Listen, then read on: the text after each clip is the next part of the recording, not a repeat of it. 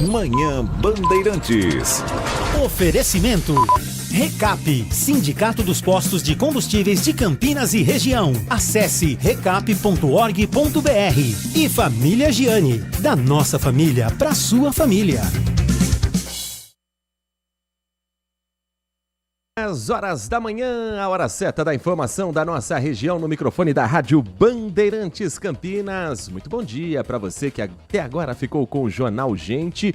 Jornal Gente amanhã de volta, a partir das 8 da manhã, agora com o time completo, com a volta da Sônia Blota das férias, Pedro Campos, Thaís Freitas, Cláudio Humberto, Sônia Blota, o time de jornalismo que leva a informação na Rádio Bandeirantes e também na tela da Band News TV, aqui na RB, sempre depois do Primeira Hora. O melhor jornal do rádio brasileiro é o Primeira Hora. Falo isso porque eu ouço todos os dias e também ouço outros jornais do rádio brasileiro, e o Primeira Hora mais completo sem dúvida nenhuma. E depois do Jornal Gente, é o nosso encontro regional aqui pelo FM 85.7, para você ter a informação da nossa região chegando até você também pelas plataformas digitais do Grupo Bandeirantes de Comunicação. Obrigado a você que nos acompanha pelo aplicativo Band Play.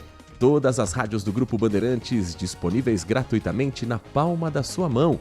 Uma excelente terça-feira para você que está conosco pelo portal bandmulti.com.br. O mais ágil, mais dinâmico e com a aba ao vivo para você nos acompanhar de onde você estiver. Uma excelente terça-feira para você que está conosco pelo nosso canal do YouTube. Você ainda não está inscrito? Então faça parte dessa comunidade que não para de crescer. youtube.com/Rádio Bandeirantes Campinas. Canal de vídeo para você acompanhar ao vivo a nossa programação com os bastidores direto do nosso estúdio no Complexo de Comunicação João Jorge Saad, e também para você mandar a sua mensagem de texto. Além disso, perdeu algum programa, alguma entrevista, quer acompanhar os comentários da equipe de Carlos Batista? Estão todos lá no nosso canal de vídeos em youtube.com/Rádio Bandeirantes Campinas.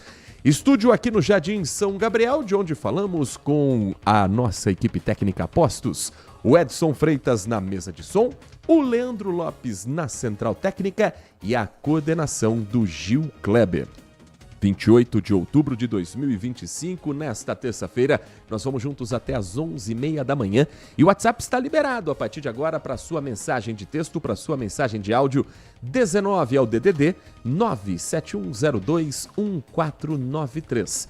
19 971021493. 1493. Manhã Bandeirantes trazendo informações para você que nos dá carona pelas ruas, avenidas e estradas que cotam nosso interior paulista. Começando com o sistema Anhanguera Bandeirantes, hoje mais carregado do que o normal. Chove em boa parte da nossa região nesta manhã de terça-feira. Isso faz com que os motoristas diminuam a velocidade em alguns trechos. Em outros, o excesso de veículos é o que provoca lentidão, como por exemplo do quilômetro 109 ao quilômetro 104 na rodovia Anhanguera, trecho que passa pela cidade de Campinas e com reflexos em função da lentidão na Avenida Alix da Cunha, a famosa Suleste, uma das entradas e saídas da cidade de Campinas. Do 109 ao 104, portanto, chegando a Campinas, o motorista diminui a velocidade pela rodovia Anhanguera, sentido São Paulo. Mesmo acontece quando o motorista, seguindo viagem para a capital paulista, passa pelo trecho de Jundiaí, do quilômetro 62 ao quilômetro 60. E, por fim, na chegada à cidade de São Paulo, a rodovia Anhanguera apresenta lentidão em 2 pontos, do km 24 ao quilômetro 22, do quilômetro 13 ao quilômetro 11. A melhor opção neste momento para o motorista que segue sentido capital é a rodovia dos Bandeirantes. Só vai encontrar lentidão quando já estiver próximo à cidade de São Paulo, trecho passando pelo interior paulista, no sentido capital, está fluindo melhor. Mas também tem seu ponto de para e anda passando por Campinas. Atenção, você que está na rodovia dos Bandeirantes, do quilômetro 97 ao 92, embora a extensão seja grande, o trânsito está andando, está rolando. mas não está fácil a vida do motorista no sistema Anhanguera Bandeirantes nesta manhã de terça-feira. Já para o motorista que está no sentido contrário, no sentido interior, o trânsito vai fluindo bem, sem dificuldades neste momento. Para você que está trafegando pelo corredor Dom Pedro I, informações neste momento da concessionária Rota das Bandeiras. Chove em vários trechos do corredor Dom Pedro.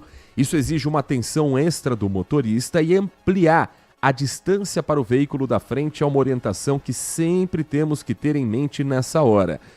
A lentidão que se tem, por exemplo, no final da rodovia Dom Pedro I, lá próximo já a Ceasa, mais ou menos, é por conta de excesso de veículos e desse comportamento do motorista que diminui a velocidade nessa condição climática que deve permanecer nas próximas horas.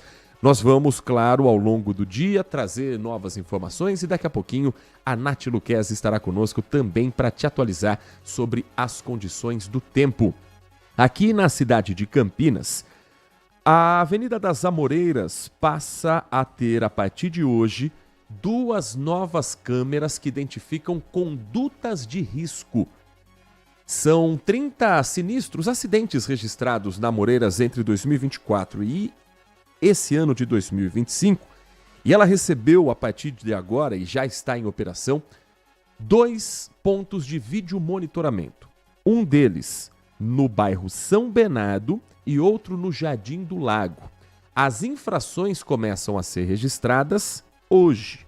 Câmeras que em tempo real estão instaladas nos cruzamentos da Amoreiras com a rua Alves do Banho, também ali na Avenida Porfírio Cardoso de Novaes, no São Bernardo, e no cruzamento da Amoreiras com a Avenida Senador Antônio Lacerda Franco, no Jardim do Lago. O objetivo, segundo a INDEC, é coibir condutas de risco, ampliar a segurança viária e reduzir o número de acidentes. Os locais que compõem o corredor do BRT Ouro Verde foram escolhidos por serem locais onde há uso indevido do corredor, que deve ser apenas para ônibus e outros veículos autorizados em situações específicas. E além disso, são 2 cruzamentos onde são registradas muitas multas por conversão proibida e um retorno que também não é autorizado. A medida reforça a segurança de condutores e usuários também do transporte público. Os 2 pontos de vídeo monitoramento ficam entre as estações do BRT São Bernardo, Parque Industrial e Vila Rica. Já foi feita uma fase experimental de monitoramento, não foram registradas autuações, ou seja, colocou a câmera ali, o motorista já mudou o seu comportamento sabendo que pode ser multado. Até ontem era apenas uma fase teste. A partir de agora é câmera que também vai informar os agentes e resultar em multas. Agora serão 4 pontos de vídeo monitoramento nas Amoreiras. Outros 2 já foram ativados em dezembro do ano passado, o primeiro, que fica na altura da rua Laranjal Paulista, e o segundo fica junto à estação do BRT Mário Gatti. Então, Amoreiras cada vez mais monitorada e assim também a tecnologia faz parte de um plano de segurança viária na cidade de Campinas. E você, tem alguma informação a compartilhar com a gente, com o nosso ouvinte que trafega pelas ruas, avenidas da cidade? Passou por algum local mal sinalizado, alguma obra que esteja dificultando o trânsito? Conte pra gente que nós vamos compartilhar com o nosso ouvinte ao longo desta edição pelo 19 97102 1493. 19 97102 1493. Monitorando aqui o mapa de trânsito da região central de Campinas e de outros pontos importantes, o tráfego está bem carregado nesta manhã na Avenida Barão de Itapura, tanto na pista da esquerda quanto na pista da direita. Trânsito que já começa ali no cruzamento da rua Delfino Sintra e segue em praticamente toda a extensão. Só vai diminuir um pouco o tráfego da rua Barão de Itapura passando a Avenida Brasil. Então, ali no cruzamento com a Avenida Brasil, que também está com trânsito lento nesta manhã, o motorista precisa ter paciência. Depois, seguindo viagem já em direção a outras avenidas importantes, o motorista segue sem dificuldades pela Barão de Itapura. Trânsito também registrado nesta manhã, acima do normal, na Avenida Benjamin Constant. Tráfego está carregado nesta manhã, não há registro de acidentes, não há registro de obras, mas sim excesso de veículos, já no trecho praticamente todo também da Benjamin Constant. Na Doutor Campos Salles, tráfego também bem carregado, desde a ligação com a Francisco Glicério até mais à frente, onde há o cruzamento próximo ali à Praça Marechal Floriano e a Avenida Lix da Cunha. Juntos, vamos fazendo este giro da notícia do Manhã Bandeirantes, que está só começando às 10 horas e 11 minutos, e a gente aciona a nossa reportagem trazendo mais um caso de apreensão de bebidas falsificadas. Desta vez, cidade de Sumaré. A repórter Graziele Geronde está conosco para trazer a reportagem completa sobre essa apreensão e as consequências que ainda vão ser avaliadas, como, por exemplo, o tipo de produto que estava dentro de cada garrafa. Graziele. Cerca de 800 garrafas cheias com bebidas como uísque, vodka e mais de 200 vazias foram localizadas em uma casa no bairro Maria Antônia, em Sumaré. Lacres também foram encontrados. Um homem de 22 anos foi preso em flagrante. O local foi descoberto durante patrulhamento da Polícia Militar.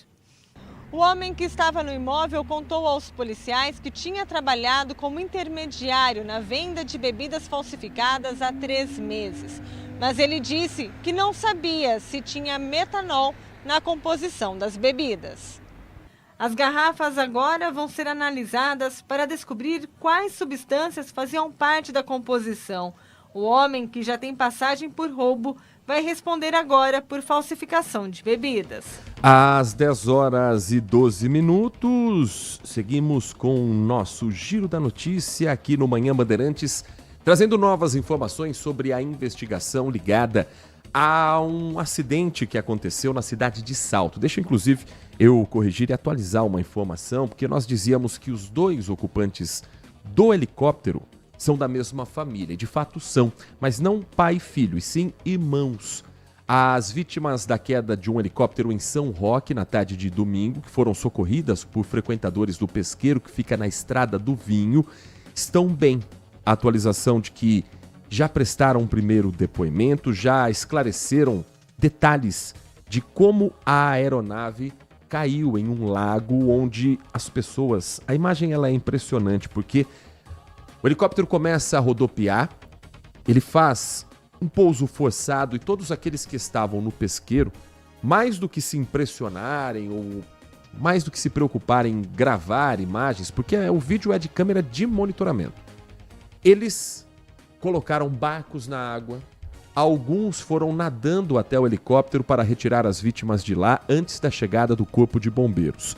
Os 2 irmãos são empresários de Jundiaí, estavam a bordo, iriam almoçar em um restaurante próximo a um pesqueiro.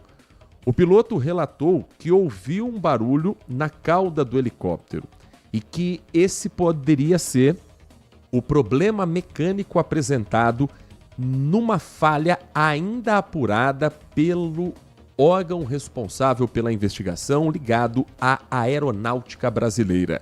O repórter Edilson Júnior é quem está nessa cobertura e conta mais informações a partir de agora. A movimentação no local do acidente foi intensa durante esta segunda-feira. Equipes das polícias civil, científica e militar, corpo de bombeiros e defesa civil entravam e saíam da propriedade a todo momento. A mobilização foi para auxiliar as equipes do Centro de Investigação e Prevenção de Acidentes Aeronáuticos, o CENIPA, que apuram o que motivou a queda de um helicóptero no lago deste pesqueiro, que fica no Roteiro do Vinho, em São Roque. Imagens registraram um helicóptero descontrolado e rodando em parafuso. A aeronave caiu na água e ficou totalmente submersa. Instantes depois, frequentadores e funcionários do pesqueiro entraram na água a nado e também com o auxílio de um barco para auxiliar no resgate das vítimas, que são um piloto e um passageiro. O helicóptero decolou do aeroporto de Jundiaí e caiu cerca de 300 metros do heliponto, onde pousaria aqui no Roteiro do Vinho. A aeronave foi fabricada este ano, tinha apenas 28 horas de voo e operava de forma regular. Eles foram levados ao hospital com ferimentos leves. Eles receberam alta pouco tempo depois. A aeronave foi retirada do lago durante a tarde, após a conclusão do trabalho da perícia. O piloto do helicóptero disse em depoimento que a aeronave sofreu uma pane no rotor de cauda durante o processo de aproximação do solo. A Polícia Civil aguarda a conclusão do laudo do CENIPA, que deve apontar as causas do acidente. Falando mais sobre as horas de voo dessa aeronave, como o Edilson bem destacou, ela foi fabricada no início agora de 2025. Tinha apenas 28 horas de voo. A aeronave nova, mas com um problema que agora precisa ser avaliado. Esse helicóptero ele tem capacidade de apenas 2 pessoas. É um modelo Cabri G2 da Gimbal. Foi fabricado com essa capacidade, operava em condições regulares de navegabilidade, já havia passado pela manutenção das primeiras 25 horas de voo, e essa empresa fabricante ela é francesa e relativamente recente no mercado de aeronaves. Se você comparar com outras fabricantes, ela começou a operar em 2000, sendo que o primeiro modelo voou em 1992 em fase de testes. É um helicóptero com motor convencional e capacidade máxima de decolagem de 700 quilos, levando 2 pessoas, o piloto e um passageiro. No caso, o empresário dono da aeronave e o irmão dele. A autonomia é de 4 horas e meia de voo. A aeronave saiu de Jundiaí, foi até São Roque, então estava dentro da autonomia também. Agora, esse relato passado pelo piloto vai ser investigado pelo órgão da aeronáutica responsável por investigações, que é o CENIPA, o Centro de Investigação e Prevenção de Acidentes Aeronáuticos. A informação de que os investigadores do 4º CERIPA, não confundir as siglas, CERIPA é o Serviço Regional de Investigação e Prevenção de Acidentes Aeronáuticos. É um órgão regional desse centro de investigação da aeronáutica.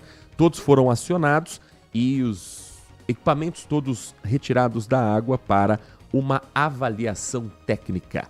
Agora, esse não foi o único acidente com aeronaves de pequeno porte registrado no final de semana, envolvendo moradores aqui da região. Um avião de pequeno porte caiu ao tentar decolar no aeroporto de São Lourenço, em Minas Gerais. Os 2 passageiros são um casal de Cosmópolis, que felizmente também saíram ilesos. Guilherme Selegato é o repórter. Foram coletadas informações e elementos importantes para identificar os fatores que contribuíram para o acidente. Essa imagem, divulgada nas redes sociais, mostra o avião já em solo, após a queda. A aeronave de pequeno porte caiu em uma área de mata dentro do aeroporto de São Lourenço, no sul de Minas Gerais, após uma tentativa de decolagem. Segundo o Corpo de Bombeiros e a coordenação do aeroporto, devido à força do vento, o avião teria perdido estabilidade e, com o impacto, a aeronave foi danificada, causando o vazamento de combustível. Mas a ação foi controlada pelas equipes, evitando uma explosão. E todo o local foi isolado para o atendimento da ocorrência. Dentro do avião estava um casal de Cosmópolis. Segundo o Corpo de Bombeiros, as vítimas com idades entre 50 e 60 anos saíram ilesas e dispensaram atendimento médico. O avião é um modelo Dynamic WT9, fabricado em 2010, com 2 assentos e capacidade para um passageiro, além do piloto. Ele tem autorização para voar apenas durante o dia e o táxi aéreo é proibido. De acordo com a coordenação do aeroporto, a aeronave estava com a documentação em dia e passou por inspeção em junho deste ano. Para a gente fechar esse nosso primeiro bloco do Manhã Bandeirantes, uma notícia do meio policial que aconteceu em Campinas. Final de semana e com investigação já aberta por parte do 2º Distrito Policial. Uma mulher de 20 anos flagrou, dentro de um ônibus, um homem se masturbando. De acordo com o boletim de ocorrência, a vítima afirmou que o passageiro tinha intenção clara de se mostrar para ela. Ela conseguiu gravar a ação criminosa, mostrou para o motorista. A atitude desse profissional do volante do transporte coletivo de Campinas. Ele parou o ônibus e chamou a polícia. No momento, o autor do crime conseguiu descer do veículo e fugiu. E até agora não foi localizado. Isso aconteceu na linha 101, que faz Parque Universitário Terminal Ouro Verde, domingo por volta de 10 da noite, quando o ônibus passava pela Avenida Arimana, Avenida Arimana, que fica no Parque Universidade Viracopos. A INDEC, por meio de nota, informou que as equipes de fiscalização das linhas municipais estão em busca de mais detalhes dessa informação. A vítima estava voltando do trabalho, domingão à noite, quando presenciou essa cena, que eu não vou trazer detalhes, tá? Mas que, obviamente, é um crime que precisa ser tratado dessa forma. Não de uma maneira folclórica, vi comentários de pessoas rindo, como se fosse algo a ser tratado como jocoso. Não é. É um crime sério e que agora precisa da identificação desse homem. Além dela e do agressor, o ônibus era ocupado por uma outra mulher que estava sentada em um banco da frente e não percebeu o que estava acontecendo. Caso registrado como importunação sexual no Distrito Policial de Campinas, o 2º Distrito Policial, que fica no São Bernardo. E nós vamos continuar acompanhando essa investigação e tendo novidade, compromisso que a gente vai trazer para você aqui, inclusive com nome, com foto, com imagem de quem é esse tarado, não tem outro termo para usar. Eu sei que é forte, eu sei que a notícia é pesada, mas esse é o tipo de denúncia que precisa ser feita para que as mulheres tenham mais proteção nos ônibus. Existem cidades como, por exemplo, Sorocaba, que já criaram linhas exclusivas em horários considerados mais tensos, como esse, domingo à noite, apenas para mulheres. O metrô e o trem em São Paulo, eles têm alguns vagões também exclusivos em determinadas linhas. Cada vez mais isso vai ter que ser feito. Cada vez mais será necessário que esse tipo de proteção aconteça.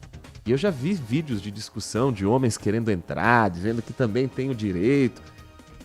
Coloque-se no seu lugar nessa hora e deixe que o espaço em que a mulher se sinta mais protegida seja exclusivo para mulheres. Não há ainda esse projeto aqui em Campinas. Até porque vereadores parecem preocupados com tantas outras coisas.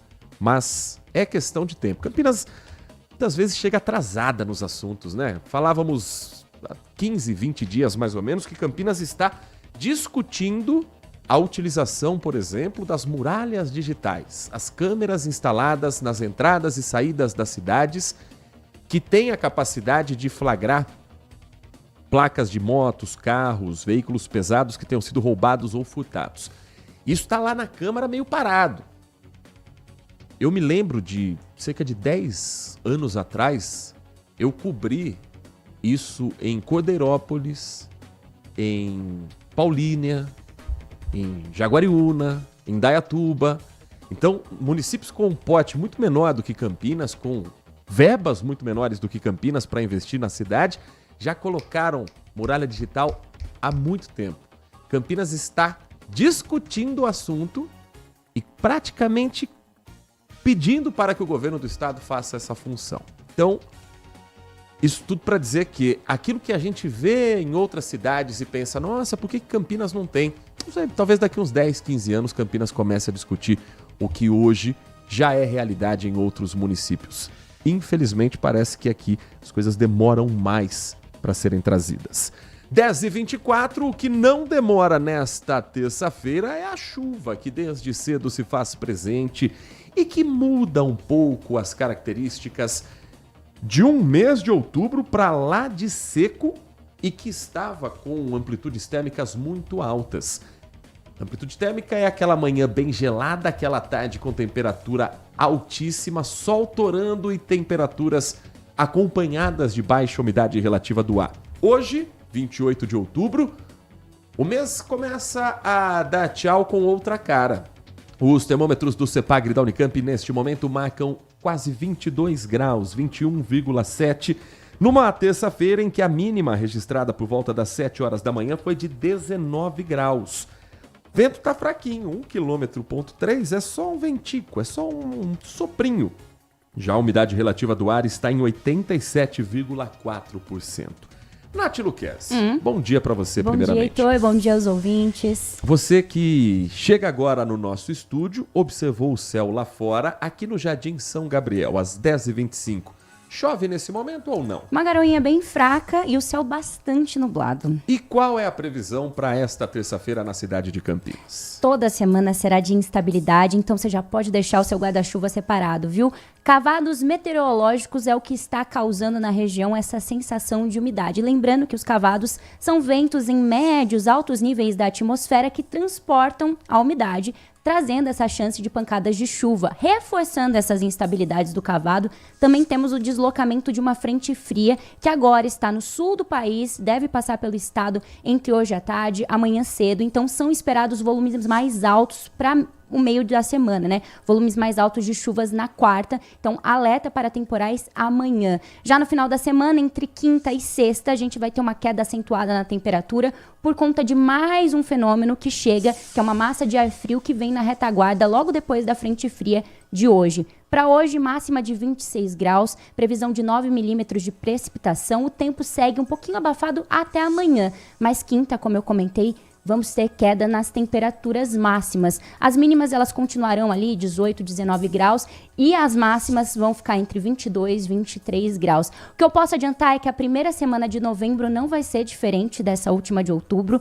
Novembro já chega com bastante instabilidade e é claro que até lá eu sigo atualizando vocês. Agradecendo as primeiras mensagens que chegam dos nossos ouvintes, o Edson Elias, falávamos sobre os novos equipamentos de trânsito aqui em Campinas e ele escreve: bom dia, Heitor, bom dia para você, Edson.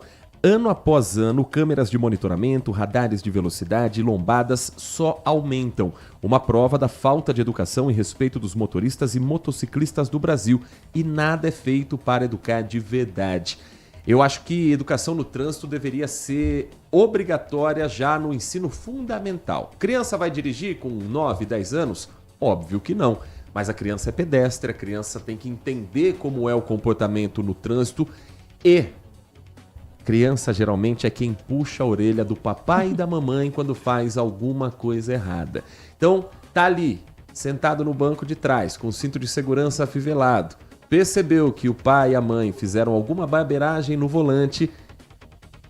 Eu quero saber quem é o pai e a mãe que não vai ficar envergonhado de saber que está errado e que foi corrigido pelo filho. Eu acho que isso poderia sim ajudar a formar novas gerações mais preocupadas também com o convívio social. Muito legal aqui a mensagem do Edson Elias.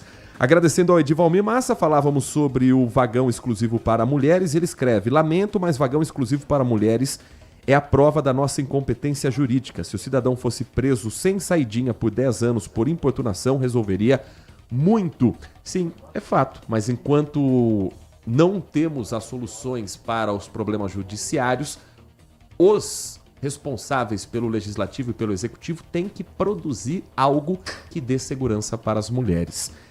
E outras mensagens a gente conta para você na volta do nosso Manhã Bandeirantes, que vai para um rápido intervalo, e na sequência nós vamos trazer também as equipes espalhadas por todo o Brasil com um noticiário quente direto de Brasília. A defesa do ex-presidente Jair Bolsonaro e dos outros réus condenados pela primeira turma do Supremo Tribunal Federal, as defesas apresentaram uma nova argumentação.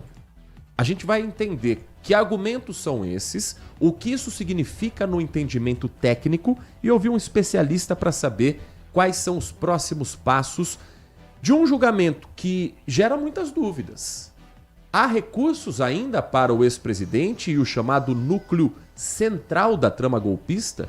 Se não há recursos, eles vão para a cadeia ou vão permanecer, no caso de Bolsonaro, em prisão domiciliar? A gente vai junto tentar entender esse juridiquês na sequência do Manhã Bandeirantes. Manhã Bandeirantes. Consumidor, muitas vezes a qualidade do combustível que você coloca no tanque do seu veículo pode ser tão diferente quanto o preço que você paga por ele. Por isso, procure abastecer em postos de sua confiança e exija sempre o cupom fiscal. É seu direito e a sua garantia. Recap, Sindicato dos Postos de Combustíveis de Campinas e Região. Acesse recap.org.br. Apreciar um bom vinho e uma boa música não é em qualquer lugar que você encontra. No Família Gianni, todas as quintas-feiras, das 19 às 23 horas, você ouve o melhor do jazz. Sem cobrar cover artístico, você pode harmonizar um bom vinho, bons pratos com uma boa música. Tudo isso entregue em um ambiente acolhedor e muito charmoso. Família Gianni, da nossa família para a sua família. Foco em você. É você que nos faz produzir o melhor conteúdo todos os dias. Você, nossa audiência qualificada. Nossa relação com você vem de longe. Ano a ano, a Rádio Bandeirantes é parte da vida de milhares de ouvintes. Várias gerações que escolheram encontrar a informação aqui e continuam decididas. Mais que um hábito de pai para filho, uma história de confiança baseada em valores solidários. É o que somos. Rádio da Família. Valorizamos o direito, o cuidado, a diversidade. Somos e queremos ser relevantes no seu dia. Estamos e buscamos sempre estar presentes onde te interessa. Sempre inquietos e nunca desanimamos. Com responsabilidade e usando toda a tecnologia disponível, trabalhamos para fazer a Bandeirantes diariamente necessária, abrangente, essencial. Somos a Rádio Bandeirantes. Manhã Bandeirantes. 10 da manhã, 32 minutos. Seguimos com o nosso Manhã Bandeirantes. Vamos juntos até às 11h30 da manhã, quando Carlos Henrique traz o noticiário esportivo com o timaço de Carlos Batista. Ainda repercutindo, claro, o título do Campeonato Brasileiro da Série C com a Ponte Preta e já falando sobre a temporada 2026, prioridade para o Guarani Futebol Clube também. Nath Luquezzi, nós falávamos no bloco anterior a respeito da muralha digital e a Nath está chegando com uma notícia que mostra justamente que há um esforço agora feito na cidade, junto ao governo do estado, para que essa tecnologia chegue não apenas a Campinas, mas a outros municípios. Qual é a novidade nessa história, Nath? Agora, a região de Campinas alcançou 23 municípios que estão integrados ao Muralha Paulista. O programa do governo de São Paulo conecta sistemas de monitoramento público e particulares para combater a criminalidade com mais rapidez e eficiência. Então, são os municípios daqui da região que têm o Muralha Paulista: Águas de Lindóia, Amparo, Bragança Paulista, Cabreúva, Campinas, Campo Limpo Paulista, Olambra, Indaiatuba, Jaguariúna, Jundiaí, Lindóia, Mogi Guaçu, Paulínia, Pedreira, Socorro, Vargem, Vinhedo, Americana, Cordeirópolis, Limeira, Piracicaba, Pirassununga, São Pedro e Sumaré. Atualmente, esse sistema ele reúne mais de 38 mil câmeras interligadas. Elas fazem leituras automáticas de placas de veículos e também reconhecimento facial.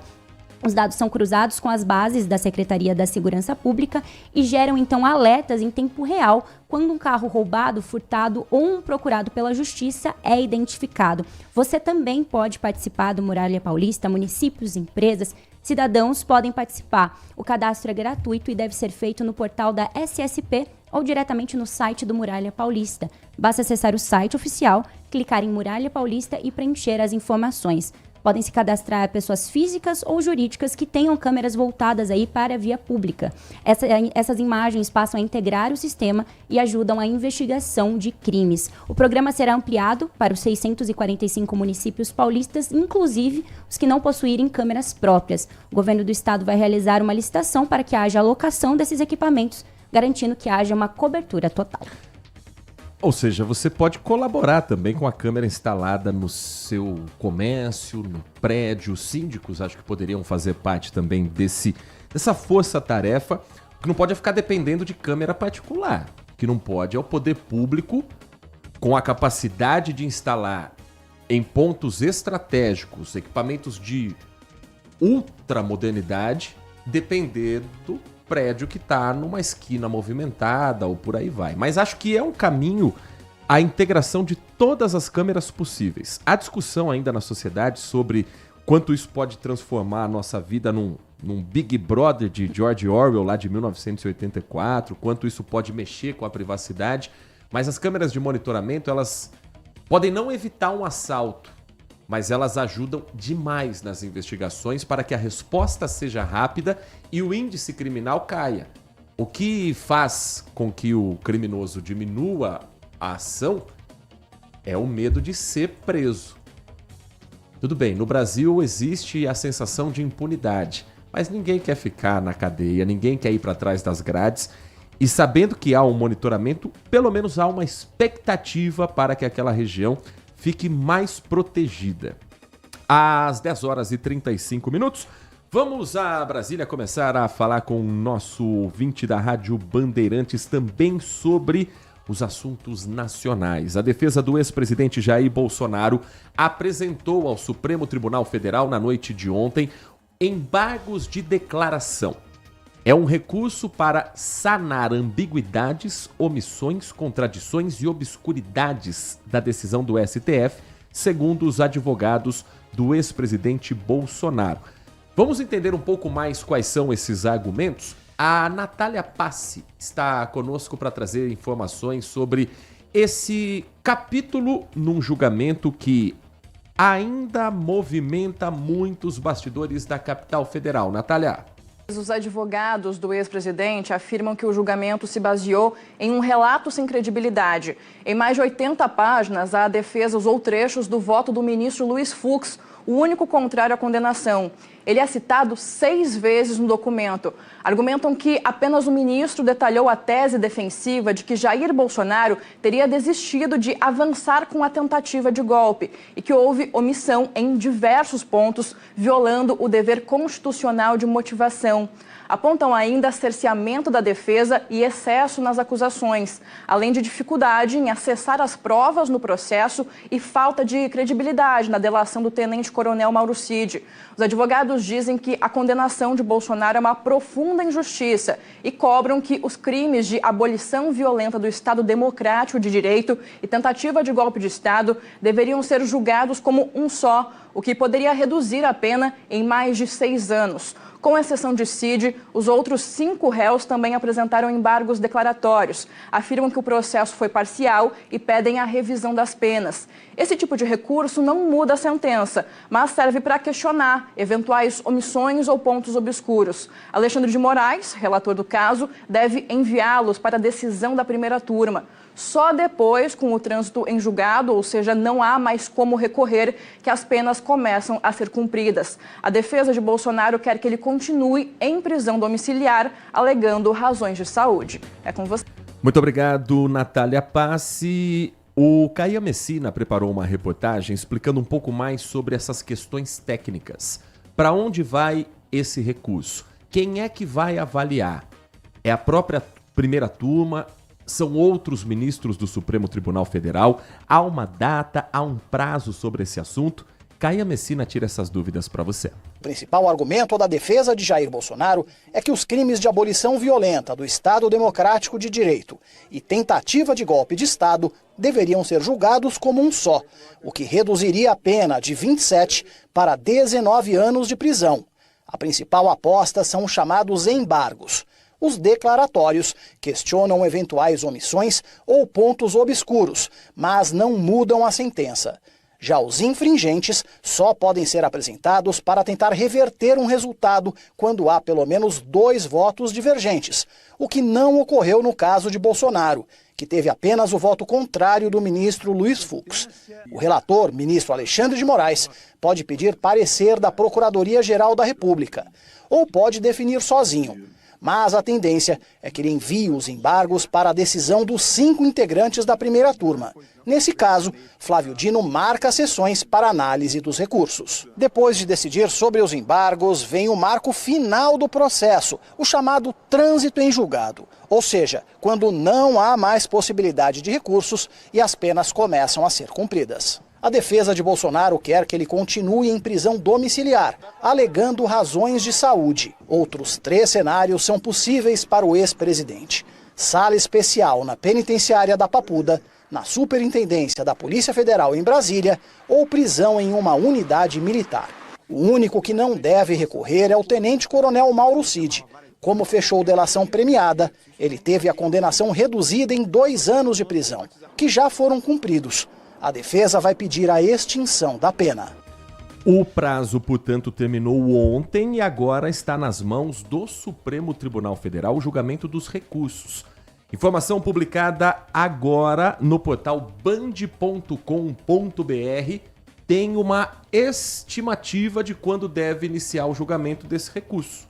A Natália Luquezzi é quem vai contar isso para você. O Supremo Tribunal Federal deve iniciar, então, entre os dias 7 e 14 de novembro, o julgamento dos recursos apresentados pelos réus da chamada trama golpista. Entre eles está o ex-presidente Jair Bolsonaro e outros 6 militares e políticos que integram o chamado Núcleo 1. O relator ministro Alexandre de Moraes deve encaminhar o pedido para que o presidente da primeira turma do STF, o ministro Flávio Dino, marque o início do julgamento, que ocorrerá no plenário virtual. Entre os condenados, apenas Mauro Cid, ex-ajudante de ordens de Bolsonaro, não recorreu da sentença após um acordo de delação premiada. Ele recebeu a menor pena entre os julgados, 2 anos em regime aberto. O núcleo crucial da trama golpista é formado por Jair Bolsonaro, Alexandre Ramagem, ex-diretor da ABIN, Almir Garnier, ex-comandante da Marinha, Anderson Torres, ex-ministro da Justiça, Augusto Heleno, ex-chefe do Gabinete de Segurança Institucional, Paulo Sérgio Nogueira, ex-ministro da Defesa, e Walter Braga Neto, ex-ministro da Casa Civil. O jornalismo da Band conversou com o Dr. Acácio Miranda, mestre em Direito Penal, para saber qual é a análise desse recurso, do ponto de vista técnico, não do ponto de vista político. Se ele pode ter algum efeito para suspender as penas ou se é apenas um trâmite um tanto quanto burocrático, sim, mas de certa forma também protocolar. Com a resposta, o doutor Acácio Miranda. É algo bem protocolar. A defesa está exercendo o papel dela, a verdade seja dita, está questionando diversos dos pontos conflitantes, como nós falamos aqui ao longo da programação nos últimos meses, mas a chance de êxito, a chance de reverter o resultado é muito pequena. A Natália bem disse, são 3 os fundamentos destes embargos de declaração. Primeiro, eventuais vícios na delação do Mauro Cid. Em segundo lugar, um cerceamento de defesa. E um terceiro lugar, o que nós chamamos de bis in idem, é um termo em latim, mas seria uma dupla punição pelo mesmo fato. Porque no entendimento da defesa, 2 dos crimes imputados e pelos quais o ex-presidente foi condenado são iguais, correspondem aos mesmos fatos, então há necessidade do afastamento de um deles e isso levaria a uma substancial diminuição da quantidade de pena. Se nós lembrarmos, a delação do Mauro Cid já foi discutida a exaustão. O eventual cerceamento de defesa também já foi alegado. E a questão do bis in idem, da dupla punição pelo mesmo fato, também foi tratada pela defesa e nos 3 já há resultados negativos anteriores. Então, repito, a probabilidade de dar certo este recurso é muito pequena. A rigor, existem algumas possibilidades. Podem ser interpostos embargos declaratórios dos embargos declaratórios. Aí, eventualmente, são cabíveis eventuais agravos em face destes embargos de declaração, mas é importante nós ressaltarmos. O Supremo já tem uma jurisprudência anterior e bastante consolidada que, quando estes embargos declaratórios dos embargos declaratórios são considerados protelatórios, o que é o protelatório? Tem como objetivo único e exclusivamente ganhar tempo. Mesmo antes do seu julgamento, é possível que tenha início o cumprimento de pena. Então, em havendo um resultado negativo ao ex-presidente, o que é muito provável, conforme nós já comentamos, a tendência de ter início o cumprimento de pena é bastante grande, por mais que sejam cabíveis outros recursos, estes também inócuos. Esse doutor Acácio Miranda, mestre em Direito Penal, avaliando, portanto, o julgamento dos recursos de Bolsonaro e outros réus que, como a Nath Luquezzi bem destacou, a partir de 7 de novembro devem ser avaliados. Entre os dias 7 e 14 de novembro, julgamento do recurso apresentado pelos réus da chamada trama golpista. Aqui vai uma expectativa do judiciário que já demonstrava o interesse de terminar a história por completo antes de virarmos o ano. Porque esse será um assunto das eleições 2026. Esteja Bolsonaro em prisão domiciliar, esteja Bolsonaro em uma cela, numa penitenciária, cela especial na Papuda, numa delegacia da Polícia Federal, como ficou o presidente Lula quando preso no Paraná, esteja ele livre, esse assunto será pauta para as próximas eleições. Então é importante que o Poder Judiciário faça parte dele de não esticar ainda mais a conversa. E aí vem aquele argumento de que, mas tudo no Brasil anda devagar. Mas agora estão com pressa para movimentar todo... Ok. É uma situação atípica que não pode parar o Brasil. O julgamento de um ex-presidente é importantíssimo. Estamos falando de uma tentativa de golpe de Estado. Estamos falando de um ataque à democracia e que precisa ter tudo esclarecido o mais rapidamente possível, porque em 2026 viveremos outro processo eleitoral tenso, banhado de fanatismo, banhado de ignorância, de notícias falsas e daquilo que está se tornando um processo eleitoral. Tentam culpar as redes sociais. Agora que tem rede social, agora estão espalhando notícia falsa. Não é bem assim. Antes das redes sociais já existia a fake news do ônibus. Já ouviu falar dessa história? Como é que funcionava antes, fake news? Como era? Imagina assim, período de eleição. A Nath Luquezzi é a prefeita candidata à reeleição. Certo. Eu sou seu concorrente. Aí o concorrente tinha alguns aliados políticos, gente que estava dentro da campanha, chamavam outro colega também com essa mesma intenção e ficavam sentados lá no último banco do ônibus e conversando alto. Você viu que essa gestão da prefeita aí tá uma porcaria, porque descobriram que ela roubou dinheiro da merenda, por exemplo. E aí eles ficavam falando alto para que aquilo se espalhasse, que aquelas pessoas levassem adiante a notícia falsa para os seus familiares, para os seus amigos, virasse conversa no elevador, no trabalho, no boteco. Isso já existia muito antes. O que hoje a gente tem é a rede social que esparrama e faz isso chegar no grupo da sua tia no WhatsApp, faz chegar na página do Facebook que é compartilhada por alguém da sua família. Hoje tem a inteligência artificial que passa uma falsa credibilidade para aquela mentira. Então, os recursos melhoraram. A ideia de espalhar notícia falsa não é novidade. Agora, hoje ela é mais perigosa, porque hoje ela tem muito mais cara de verdade. Hoje ela tem muito mais potencial de estrago. Por isso que ela também precisa estar na pauta das eleições 2026. Qual é o melhor caminho? A gente não consegue chegar num acordo. Mas, uma hora, isso vai ter as suas consequências. Vamos a Brasília agora, em contato com a Band News FM, porque a repórter Tayane Mello, temos condições de colocar a Band News, só ver se está chegando o áudio aí, porque agora apagou a imagem bem no momento em que nós vamos a Brasília. Estamos falando da política como um todo, e o deputado Paulo Bilinski recebeu um aval de Hugo Mota para pautar um projeto de lei de segurança pública. Ele está falando ao vivo nesse momento na Band News TV com a repórter Tayane Mello e nós vamos à capital federal entender o que é esse projeto. Vamos lá. Que está sendo discutido hoje no Brasil e vai ser o tema principal das eleições de 2026, e as iniciativas do governo estão se mostrando aquém daquilo que era necessário. Então hoje a gente viu uma operação da Polícia Civil do Rio de Janeiro, das Forças de Segurança Pública do Rio de Janeiro, mais de 2.500 policiais envolvidos, já temos infelizmente policiais baleados nessa operação que é destinada a prender membros do Comando Vermelho, uma facção criminosa muito forte no Rio de Janeiro. Dentro desse escopo, o que a gente vê? A gente não vê participação do governo federal, nem no combate específico, nem do ponto de vista legislativo. Faz 3 anos que a gente está aqui na Câmara dos Deputados e o governo não fez nada. O que ele apresentou?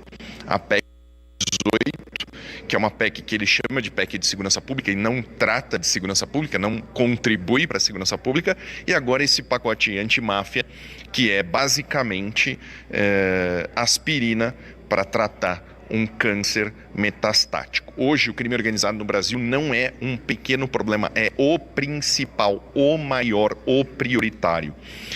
O alcance do crime organizado, ele está não só no mercado ilegal, mas também no mercado legal, como foi exposto pela Operação Carbono Oculto, por exemplo. Então, o que a gente faz do projeto do governo, que é um projeto eleitoreiro, buscando a atenção do eleitor para 2026, buscando justificar que algo foi feito no tema segurança pública, mas que não resolve o problema da segurança pública. Ele é muito tímido e ele sofre de um bloqueio ideológico, né? Uma espécie de dificuldade de assumir que para combater o crime a gente precisa de medidas penais e processuais penais, não regulação dessa aspirina aí. E o que o Hugo Mota falou nesse sentido do seu projeto, especificamente do seu projeto? Já sinalizou que vai pautar até o final do ano? E essa questão da urgência também, faltam poucas assinaturas, né, para vocês conseguirem? O presidente Hugo Mota, ele se mostra muito sensível à pauta da segurança pública, ele entendeu a importância da pauta hoje para o Brasil, tanto que já foram aprovadas 8 urgências de projetos da segurança pública que foram apresentados cerca de 2 semanas atrás pelo Conselho dos Secretários de Segurança Pública. Essas urgências já foram votadas, alguns relatórios, eu relatei um desses projetos também já foi aprovado, e o presidente Hugo Mota falou que ele vai pautar a segurança pública toda semana na Câmara dos Deputados. Quando foi apresentado para ele o nosso projeto, é um projeto que... Estamos com um probleminha no sinal, mas acho que restabeleceu. Vamos ouvir mais um pouco. O governo que vem só da mente do governo, esse é um projeto que vem de diversos setores. Vem do setor produtivo, vem do contato com o judiciário, com os secretários de segurança pública e principalmente com a população e as vítimas. O que a gente está fazendo é trazendo a vítima de volta para o diálogo e mostrando, olha, não é só, a vítima não é um coadjuvante, ela é parte principal, é ela que tem que ser atendida no combate ao crime organizado. E tem... Paulo Bilinski, o deputado federal delegado Paulo Bilinski, do PL aqui do estado de São Paulo, deputado paulista. E por que a gente está trazendo essa entrevista ao vivo da Tayane Mello? Porque a Comissão de Segurança Pública da Câmara dos Deputados vai realizar hoje uma audiência pública sobre as penas aplicadas a líderes e membros de facções criminosas. Debate que está previsto para começar 4h30 da tarde. O debate atende a esse pedido feito pelo deputado Paulo Bilinski, que nós ouvimos agora, e o objetivo é aprofundar a discussão do projeto de lei do próprio deputado, que propõe novas medidas de prevenção e repressão ao crime organizado. O que diz essa lei? O projeto é de número 2646/25, que é o ano em que ele foi apresentado. Prevê um pacote integrado de medidas penais e processuais, entre outras, para combater a presença de organizações criminosas em setores da economia, como de combustíveis. A proposta ela é assinada por 17 parlamentares. Paulo Bilinski é o autor da proposta. Deixa eu ver quem mais está do estado de São Paulo aqui. Mas tem deputados do PP, do PL, do Republicanos, do Partido Novo, inclusive de São Paulo. A deputada Adriana Ventura, do Partido Novo, também assina esse projeto. Tem ainda do União Brasil, mas de São Paulo são... tem Arnaldo Jardim também, nome histórico do Cidadania, o antigo PPS. A ideia proposta é a seguinte: o crime organizado, segundo o deputado, na proposta do texto, tem se infiltrado de maneira alarmante em diversos setores da economia brasileira, utilizando estratégias sofisticadas para lavar dinheiro e expandir as operações. Então, as ideias são as seguintes, vamos lá. Pena de 8 a 20 anos de reclusão para participantes ou financiadores de organização criminosa. A pena hoje é de 3 a 8 anos. Então, o que hoje é pena máxima para quem é integrante de facção criminosa ou financiador, seria a pena mínima por esse projeto de lei. A máxima subiria para 20 anos. Criação de novo tipo penal para participantes de organização criminosa mapeada com a mesma pena.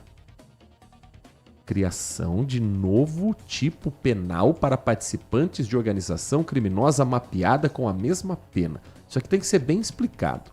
Cumprimento integral da pena em regime fechado para líderes de organizações criminosas com isolamento dos demais integrantes. A proposta tem ainda o confisco ampliado de bens, permitindo à justiça tomar o que não tiver origem lícita comprovada. A proposta tem ainda sequestro automático de bens após o recebimento da denúncia por participação em organização criminosa ou milícia. Vedação de audiência de custódia por videoconferência. Ela tem que ser presencial em até 72 horas. A necessidade de comprovar a origem dos honorários advocatícios dos réus ligados a organizações criminosas, milícias ou devedores contumazes. Tem que provar que está pagando advogado. Progressão de regime apenas após 80% da pena para reincidentes, condicionada à boa conduta e à reparação dos danos causados. Aumento de penas para furto, roubo ou receptação de cargas, combustíveis, cabos de energia e água encanada. Tipificação do furto e roubo de combustíveis como crimes contra a ordem econômica. E a cassação da licença de empresas de combustíveis envolvidas em fraude com combustíveis, com proibição de atuação por 30 anos aos sócios e administradores. Portanto, essa proposta vai ser discutida hoje à tarde na Câmara dos Deputados em Brasília. O projeto de lei ainda quer criar o programa de monitoramento e ressocialização de participantes de organizações criminosas e o Cadastro Nacional de Monitoramento de Organizações Criminosas. O projeto vai ser analisado pelas Comissões de Segurança Pública e Combate ao Crime Organizado e Constituição de Justiça e Cidadania. Depois, vai seguir para o plenário. Se for aprovado na Câmara, ele vai ser discutido no Senado. Trabalho há muito tempo com segurança pública e muitos desses projetos aqui, muitas dessas propostas, elas são um grito de quem é da segurança pública há um bom tempo. Paulo Bilinski é um delegado extremamente polêmico, discordo de 90% dos assuntos que ele coloca em pauta, da postura que ele tem na Câmara, da entrevista patética que ele deu no mês de setembro, num podcast em que ele disse que deveria dividir o Brasil em Brasil do Norte e Brasil do Sul. O Brasil do Norte formado pelos estados do Norte e do Nordeste e Brasil do Sul, do Centro-Oeste, Sudeste e Sul. Agora, falando em lei, no papel, no projeto, de todos esses anos eu nunca vi uma proposta contundente como essa para combater o crime organizado. O que a gente precisa ficar de olho? Primeiro, quem é que vai levantar pontos contrários à ampliação de pena para quem participa ou financia crime organizado? Quem é que vai ser contra o monitoramento de líderes de organizações criminosas? A quem interessa não deixar atrás das grades por mais tempo aqueles que comandam facções, milícias que destroem famílias e que deixam comunidades reféns? Esse é um ponto. O segundo ponto, que é o que a gente precisa realmente abrir os olhos nessa discussão e mais à frente, quando o projeto for ao plenário. Os famosos jabutis. Aquela expressão de um jabuti que sobe na árvore só pode estar lá porque alguém colocou. O que vai passar junto com tudo isso daqui? Porque quando a gente fala de pena de 8 a 20 anos de prisão para quem financia a organização criminosa, a gente está falando de quem exatamente? A gente vai incluir aqui nesse projeto de lei banco digital que está lavando dinheiro para o PCC? Vai incluir nesse projeto aqui dono de rede de posto de combustível ou isso vai ser retirado?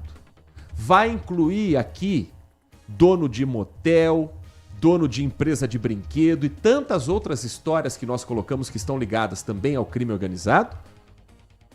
Ou a pena é para quem está na ponta final do crime organizado? Porque esse também tem que ser punido. Quem está vendendo a droga tem que ser preso, quem está financiando tem que ter a punição, mas o tubarão vai para a cadeia ou vão criar também brechas para isso? Então a gente tem que ficar muito atento ao projeto como ele está hoje. Acho que tem pontos aqui a serem esclarecidos. Por exemplo, criação de novo tipo penal para participante de organização criminosa mapeada com a mesma pena. É algo que está no juridiquês meio confuso. Hoje eles vão ter oportunidade de explicar. E se a pena vai ser seguida para todos que financiam o crime organizado. O crime organizado não está só na favela. A milícia não está apenas no morro. Eles estão também na alta camada da sociedade. Eles estão no topo da pirâmide da cadeia alimentar financeira do Brasil. Então, vai punir quem é graúdo também. Eu espero que os deputados tenham essa postura ao avaliar esse projeto. 11 da manhã, marca o quinto sinal, uma última pausa aqui no nosso Manhã Bandeirantes. E na volta, um vazamento de dados do Gmail atinge 180 milhões de pessoas no mundo todo. Quer saber se o seu e-mail está na lista dos vazamentos? A gente vai trazer a explicação de um especialista e ainda as negociações sobre o tarifaço com os Estados Unidos. Avançou algo depois do encontro entre o presidente Lula e o presidente norte-americano Donald Trump? Vai ter mais uma rodada de conversas entre as autoridades? A gente traz reportagem desse assunto na volta do Manhã Bandeirantes. Você está ouvindo Manhã Bandeirantes. Oferecimento Recap, Sindicato dos Postos de Combustíveis de Campinas e Região. Acesse recap.org.br. E Família Giani, da nossa família para sua família. LG Mota Imóveis. A imobiliária campeã em vendas apresenta LG Mota Meg Store, o shopping de imóveis de Campinas e região. Uma mega estrutura no coração do Cambuí, na Avenida Coronel Silva Teles 387, esquina com a Rua Coronel Quirino. São 60 empreendimentos no mesmo lugar, direto dos principais incorporadores do país. São imóveis comerciais e residenciais. Para moradia ou investimento, nosso telefone é 19 3722 7740 e nossas redes sociais, @LG Mota Imóveis. Assista ao programa Circuito Imobiliário todo sábado, às 8h30 da manhã, na Band Mais TV. E ouça na Rádio Bandeirantes toda sexta e sábado, às 10 da manhã. O nosso maior patrimônio é o nosso cliente.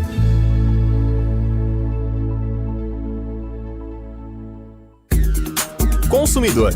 Muitas vezes, a qualidade do combustível que você coloca no tanque do seu veículo pode ser tão diferente quanto o preço que você paga por ele. Por isso, procure abastecer em postos de sua confiança e exija sempre o cupom fiscal. É seu direito e a sua garantia. Recap, Sindicato dos Postos de Combustíveis de Campinas e Região. Acesse recap.org.br. Um compromisso fundamental do jornalista é com a realidade factual, capturar o fato e transformá-lo em notícia. Há dois tipos de distorção de informações. Há um tipo de distorção muito perigoso, que é a distorção involuntária. É resultado da incompetência, da má apuração, da pressa no trabalho. A distorção involuntária ou voluntária tem que ser desmentida imediatamente. Com uma diferença: a distorção voluntária é criminosa. Essa tem que ser punida imediatamente. O jornalismo de credibilidade, o jornalismo sério, o jornalismo que busca atender o interesse público, esse é um jornalismo que significa também um combate permanente às fake news. Duvide, cheque, não espalhe fake news. Grupo Bandeirantes, respeito pelo fato, respeito por você. Nossa área, a opinião dos nossos craques sobre tudo de Guarani e Ponte Preta e dos times da região. Carlos Henrique, a melhor e mais premiada equipe esportiva do interior paulista. De segunda a sexta, das 11h30 ao meio-dia. Siga e assista no nosso YouTube, Rádio Bandeirantes Campinas. Ouça no FM 85,7 e nos aplicativos de celular. Rádio Bandeirantes, fechada com você, fechada com a verdade. Sente o peso. RP Bandeirantes, uma rádio que tem história. Os principais profissionais da comunicação no Brasil estiveram e estão à frente desse potente microfone.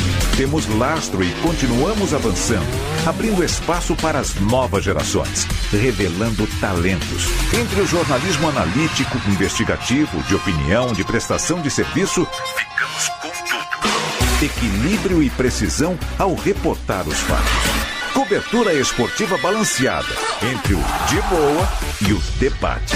Cobertura jornalística que só pende para um lado, o seu. Sente o peso. No comparativo, a Bandeirantes desequilibra. Manhã Bandeirantes. 11 horas da manhã, 5 minutos. De volta com o nosso Manhã Bandeirantes. Nath Luquezzi. Há um mês, o Brasil pensa 2 vezes antes de comprar uma garrafa de bebida destilada. Chegamos a essa data em que os primeiros casos de metanol completam, portanto, 1 mês de investigação. Metanol na bebida, que a investigação aponta. O caminho da apuração leva para o seguinte: as bebidas falsas usavam como matéria-prima base o etanol do posto, o álcool de abastecer carro. E era esse álcool que estava adulterado com o metanol. Jogava na garrafa, misturava com água, botavam um gostinho, um saborzinho qualquer ali, para dizer que o gin é saborizado e por aí vai. Mas estava lotado de um produto que o nosso corpo reage muito mal. Faz um balanço pra gente, traz as informações desse período, até pra gente saber se tem novidades sobre pessoas que continuam ainda aguardando o resultado para saber se foram contaminadas ou não por metanol, e o que mais se sabe sobre a investigação em nível estadual. São Paulo é o centro principal desses casos, e também em nível federal, Nath Luquezzi. Então vamos relembrar, porque 30 dias após a divulgação dos primeiros 9 casos suspeitos de intoxicação por metanol em bebidas, lá em 26 de setembro, autoridades intensificaram as ações de combate e prevenção. A testagem passou a ocorrer de forma mais ágil, permitindo confirmar ou descartar suspeitas em um ritmo acelerado. Hospitais de referência foram organizados, inclusive em estados fora das áreas com contaminação confirmada, como, por exemplo, as regiões Norte, Centro-Oeste. Os Centros de Informação e Assistência Toxicológica, CIATOX, primeira linha de alerta, assumiram, então, a dianteira da detecção desses casos, enquanto vigilâncias sanitárias, forças policiais também atuaram nos pontos de venda e consumo. Embora não tenha sido possível impedir novos registros, as investigações apontaram uma provável origem: bebidas falsificadas produzidas com álcool, combustível adulterado que continham metanol. Desde o início, o CIATOX já atribuía as intoxicações à ingestão de bebidas adulteradas e de diferentes tipos de destilados. O órgão, inclusive, destacou que os casos eram fora do padrão pelo curto período de tempo e pela diferença em relação às intoxicações por metanol registradas até hoje. Em 7 de outubro, o governo federal criou um comitê para condenar as ações de enfrentamento. Nesse mesmo dia, foi anunciada a distribuição de uma nova remessa de etanol farmacêutico aos hospitais de referência e a compra de um segundo antídoto, o Fomipizol, para agilizar o tratamento dos casos graves. No dia seguinte, dia 8 de outubro, o Instituto de Criminalística da Polícia Científica de São Paulo confirmou que o metanol encontrado nas garrafas adulteradas havia sido adicionado artificialmente, em concentração muito superior à obtida por destilação natural. Já no dia seguinte, dia 9 de outubro, a Polícia Técnico-Científica Paulista implantou um novo protocolo de identificação de bebidas falsificadas, reduzindo o tempo de análise. São Paulo hoje conta com 2 centros de excelência no tema, o CIATOX de Campinas e o Laboratório de Toxicológica Analítica Forense da Universidade de São Paulo, a USP, em Ribeirão Preto. A integração entre esses laboratórios, forças de segurança, foi o que acelerou as respostas e reduziu o impacto no comércio, que registrou queda de até 5% no consumo no mês passado, segundo a Abrazel, Associação do Setor de Bares e Restaurantes. As investigações continuam enquanto universidades e centros de pesquisa contribuem com novas soluções. No boletim mais recente, divulgado na última sexta-feira, dia 24 de outubro, Foram confirmados 58 casos e outros 50 permanecem em investigação. Até o momento, 135 notificações foram descartadas. O total de mortes chegou a 15, 9 em São Paulo, 6 no Paraná e 6 no estado de Pernambuco. E mais 9 óbitos seguem sob apuração em 5 estados. Outras 32 suspeitas de morte foram descartadas. O caso também provocou reações no Legislativo. Em São Paulo, uma CPI será aberta hoje, nesta terça-feira, para ouvir autoridades sobre o combate à falsificação de bebidas. As vítimas do estado de São Paulo, as 2 novas mortes confirmadas na sexta-feira. Primeira delas, Rafael Anjos Martins, de 27 anos apenas. Ele ficou 52 dias em coma depois de beber um gin adulterado que ele comprou numa adega na cidade Dutra, bairro da Zona Sul de São Paulo. Morreu no dia 23 de outubro. A segunda morte, o nome da vítima não foi identificado, apenas a idade. Uma mulher de 27 anos, moradora de Osasco.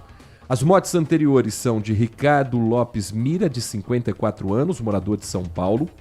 Marcos Antônio Jorge Júnior, de 46 anos, também morador da capital. Outro morador da cidade de São Paulo, Marcelo Lombardi, de 45 anos. Bruna Araújo, de 30 anos, moradora de São Bernardo do Campo. Daniel Antônio Francisco Ferreira, de 23 anos, morador de Osasco. Cleiton da Silva Conrado, de 25 anos, morador de Osasco. E Leonardo Anderson, de 37 anos, morador de Jundiaí, a única morte até aqui confirmada na nossa região. Eu faço questão de falar os nomes, porque quando a gente tem casos, na Covid foi a mesma coisa. Quando tem surtos de gripe, epidemia de dengue, a gente vai falando número e a gente pede a referência de que estamos falando de vidas, de pais, mães, filhos, filhas, irmãos, esposas, maridos, pessoas queridas por muita gente. A gente trata isso de uma forma, às vezes, tão fria que esquece que 9 pessoas morrerem no estado de São Paulo porque compraram uma bebida alcoólica, porque ingeriram um drink, e o drink estava batizado com metanol. Quando isso vai virando frequência no noticiário, a gente pede a referência do quanto isso é grave, do quanto isso é absurdo, do quanto isso é inaceitável. Então são 44 casos confirmados, 14 em investigação. E o metanol é um álcool usado industrialmente em solventes e produtos químicos e que foi parar na bebida das pessoas que não sabiam que estavam consumindo. Falei no bloco anterior, Nath Luquezzi, sobre a história do jabuti, né? É verdade. E a discussão do metanol tem um jabuti grandão, viu? Por quê? A gente sabe que o governo federal está com uma dificuldade enorme de fechar as contas para 2026. E aí foi costurada uma manobra para derrubar o teto de 20 bilhões de reais do Pé de Meia, programa voltado para os jovens terem um incentivo para o estudo. E assim garantir o pagamento ao programa estudantil para o próximo ano. A mudança foi proposta dentro do projeto de lei que é a PL do metanol. Um projeto para penalizar a adulteração de alimentos e bebidas pelo uso de substância tóxica e que é a pauta que os deputados têm que estar de olho sim. O parecer do relator da proposta, o deputado Kiko Seleguin, do PT, aqui do estado de São Paulo, foi publicado na última sexta-feira. Ele sugeriu endurecer as penas para quem adultera bebidas, mas também propôs alteração no programa de educação em função de um cenário de instabilidade das contas públicas. O que tem a ver uma coisa com a outra, deputado? Mas qual é a ideia? Ninguém vai ser contra um projeto de lei que endurece as penas para quem adultera a bebida. No meio do projeto, passa uma discussão econômica. No meio de um assunto que mexe com vidas, que já fez com que 9 pessoas no estado de São Paulo morressem, aí acontece o quê? Os caras tentam passar uma pauta para fechar as contas do governo. Inclusive, nesta terça-feira, o deputado Kiko Seleguin, ele vai falar a respeito desse assunto. E ele está ao vivo agora na Band News, trazendo exatamente esse debate e essa discussão para tornar crime hediondo quem falsifica bebidas. A entrevista com o jornalista Cássio Zellman, e a gente vai ouvir o que o deputado está falando e se os jabutis também vão ser colocados em pauta. Pelas distribuidoras, até mesmo chegar às lojas dos consumidores. Como é que vai ficar essa questão em relação à fiscalização para evitar que bebidas falsificadas ou adulteradas possam chegar ao consumidor final? Bom, são duas proposições que a gente faz, mas de execução do Poder Executivo, né? Que é essa questão da inclusão na logística reversa da garrafa de vidro de uso único, que hoje ela prevê, mas não é obrigatório. Então, o Poder Executivo vai ter que baixar normas de regulamentação para chamar a indústria, o comércio, e eles têm que apresentar um plano do descarte dessas garrafas, para que elas não sejam usadas recorrentemente ao invase de produtos falsificados. E necessariamente não produtos que agridem a saúde do ser humano, mas que vendem gato por lebre, ou seja, um produto de baixa qualidade numa garrafa com um rótulo mais caro, né? Então vai ter essa obrigação, e quando você inclui nessa política, a importância é que você já tenha um arcabouço de incentivos tributários e de financiamento para que a indústria possa se adequar a essa política e oferecer um produto com mais qualidade. E essa política de rastreio vai depender também do Poder Executivo de implementar sistemas. O mundo todo tem sistemas modernos de rastreamento de produtos sensíveis. A gente está falando de bebidas, mas a gente pode estender isso, por exemplo, para minérios, para fertilizantes, para pesticidas, que são mercados que invariavelmente a gente encontra aí espaço para o contrabando, casos de desmantelamento de quadrilhas, o caso dos combustíveis que a gente viu recentemente. Se houvesse um controle maior, tanto do ponto de vista da receita como do ponto de vista da distribuição e do consumo, a gente evita que o mercado criminoso opere nessas cadeias logísticas tão importantes para a nossa economia. E, deputado, claro, com a retirada, né, desses outros pontos, a gente sabe que isso vai ser incluído em outros projetos, talvez com uma temática um pouco mais adequada, e a Câmara em si está numa semana de esforço concentrado, uma verdadeira maratona, né, de votações, de propostas, de pautas, de requerimentos de urgência. Gostaria de ouvir do senhor como é que está o clima também dentro da Câmara para votação de pautas que o governo está propondo para tentar acertar as contas, né, para atingir a meta fiscal, por exemplo, a taxação das fintechs e das bets. Qual a orientação da bancada do PT também em relação a essas pautas que já sofreram uma resistência num passado recente? A bancada do PT era favorável a aprovar a medida provisória 13013, que incluía a taxação do que a gente chama dos BBBs, né, bancos, bets e bilionários. Infelizmente, a urgência não foi votada. O governo tem discutido a possibilidade de alguns projetos que já estão em curso, ou seja, já passaram pelo processo legislativo, de dar carona a algumas medidas, que foi a sugestão que eu fiz, inclusive, no projeto do metanol. Por quê? Porque essas medidas, elas não estão escondidas, elas já foram debatidas a exaustão aqui. É bom lembrar que a MP, poucas horas antes dela ser apreciada a urgência, tinha acordo para votar. O que houve foi uma interferência externa que convenceu alguns líderes partidários e presidentes de partidos, por ação do governador, sobretudo o governador de São Paulo, para não votar essa legislação, porque isso, obviamente, cria um problema de desequilíbrio orçamentário, visando já o processo de 2026. A orientação do PT é muito clara com relação à criação desses tributos, o aumento deles, porque isso traz justiça tributária, ou seja, o Brasil não está no momento em que tem que cortar despesas, porque as políticas elas não têm sido suficientes para poder atender todas as demandas. Por exemplo, no caso do metanol, implementar um processo de controle, de rastreamento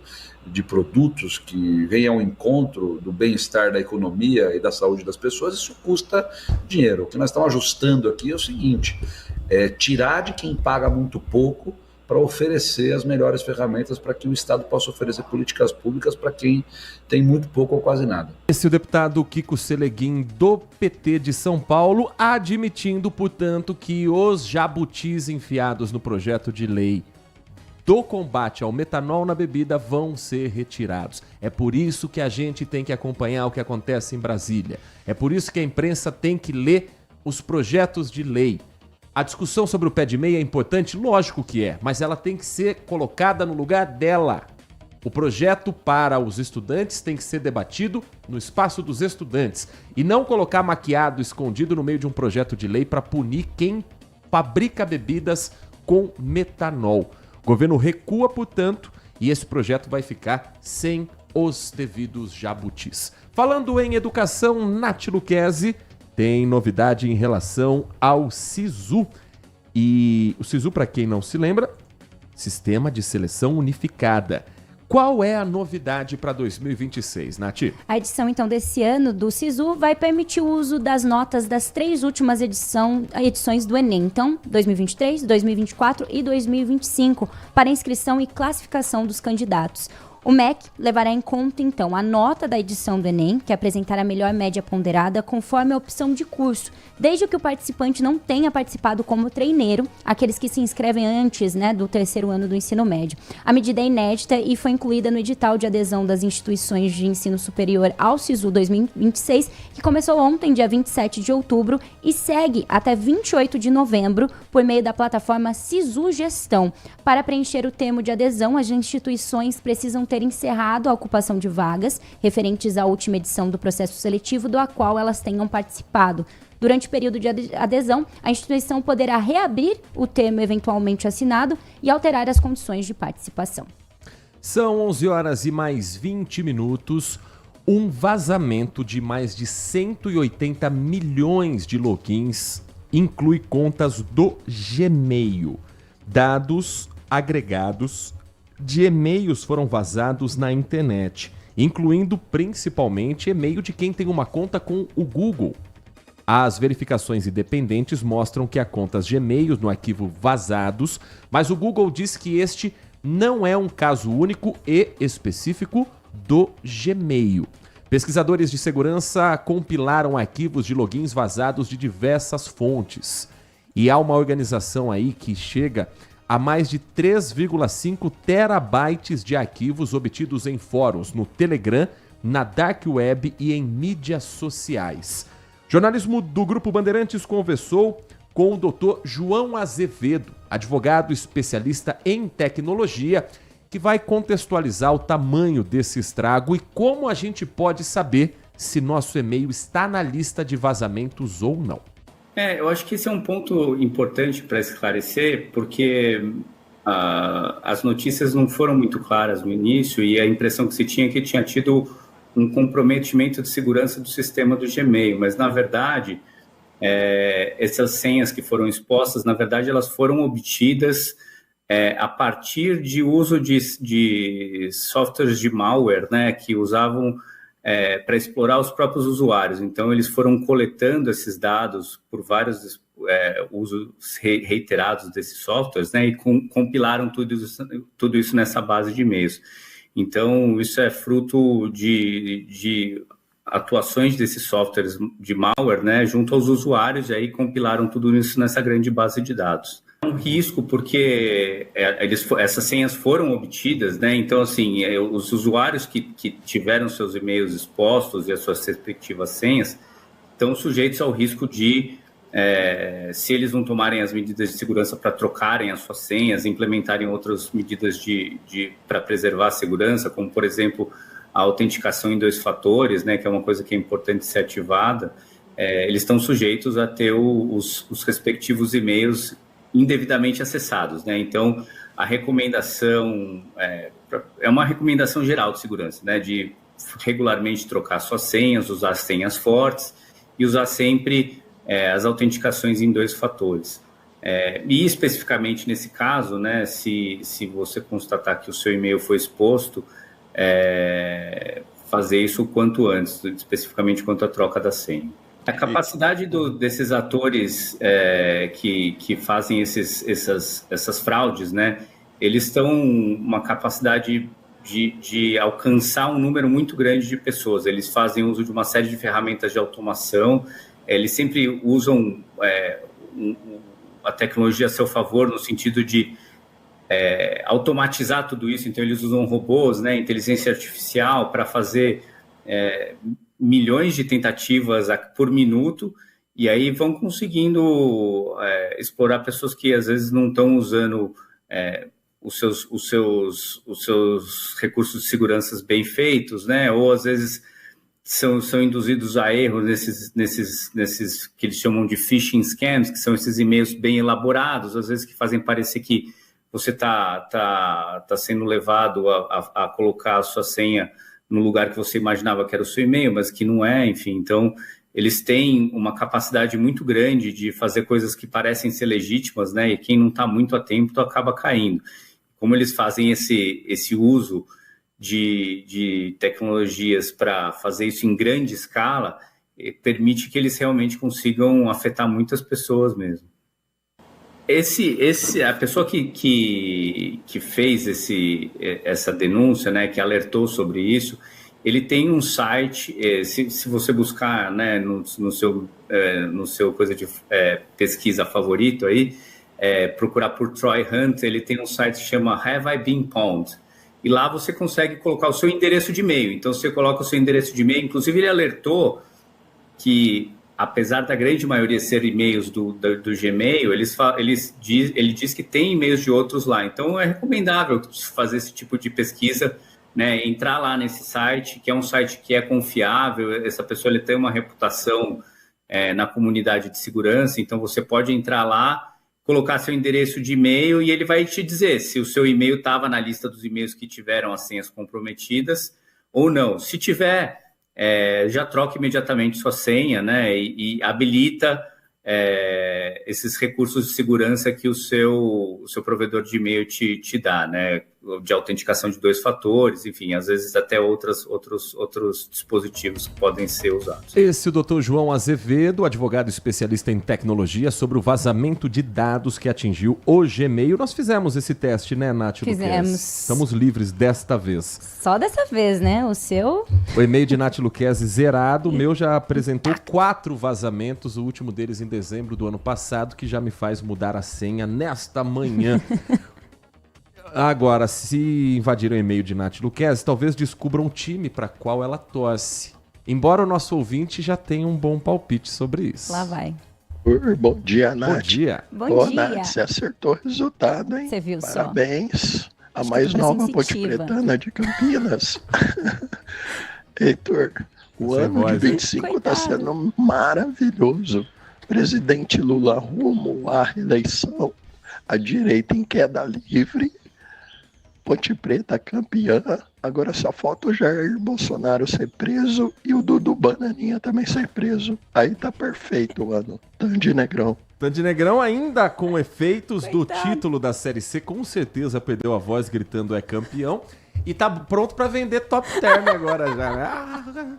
Como ficou a voz do nosso ouvinte Tandy Negrão. Pra gente se despedir, eu tenho um recado para você que tá conosco aqui na Rádio Bandeirantes Campinas. Você ainda acredita que um ERP, um sistema de gestão, vai cuidar apenas do financeiro da sua empresa? O Ricardo, CEO da Dierberger Indústria de Fragrâncias, também pensava assim.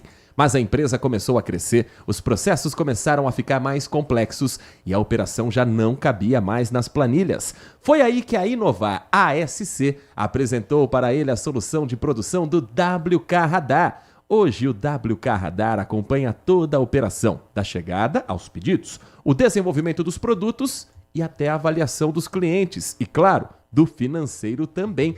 Tudo amarradinho em um só lugar. WK Radar, o ERP que não é qualquer ERP, acompanha a operação da sua indústria de ponta a ponta. Acesse agora wk.com.br, aqui na região de Campinas. Você, assim como o Ricardo fez, pode também procurar a Inovar ASC. Atenção para o número. O DDD é o 19 3291 9650. 3291 9650. WK Radar é a gestão da sua empresa em suas mãos. Rádio Bandeirantes. 1h30 da tarde tem Band Mulher com a Nath Luquezzi, com a companhia da Lari Lopes e com quais atrações nesta terça-feira, Nath? Hoje a gente vai falar sobre procedimentos estéticos e a busca pelo natural. Vamos falar com uma empreendedora que ela transforma frutas fora do padrão em produtos super gourmet, geleias, antipastos bem gostosos. E também vamos ensinar amarrações de lenços para mulheres que estão passando aí por tratamento oncológico, além de, claro, os babados do mundo dos famosos. Espero você 1h30 da tarde. Até amanhã, Nath. Até. Para você que segue na Rádio Bandeirantes Campinas, obrigado pela sua atenção. Ficamos por aqui com o Manhã Bandeirantes, trabalhos técnicos de Edson Freitas na mesa de som, Leandro Lopes na central técnica e a coordenação do Gil Kleber. Vem aí Carlos Henrique, o Nossa Área, com o timaço de Carlos Batista. Um grande abraço e continue na RB. Manhã Bandeirantes. Oferecimento. Recap, Sindicato dos Postos de Combustíveis de Campinas e Região. Acesse recap.org.br. E Família Giani, da nossa família para sua família. Seu almoço merece mais do que pressa. Merece sabor, tradição e a excelência da cozinha italiana.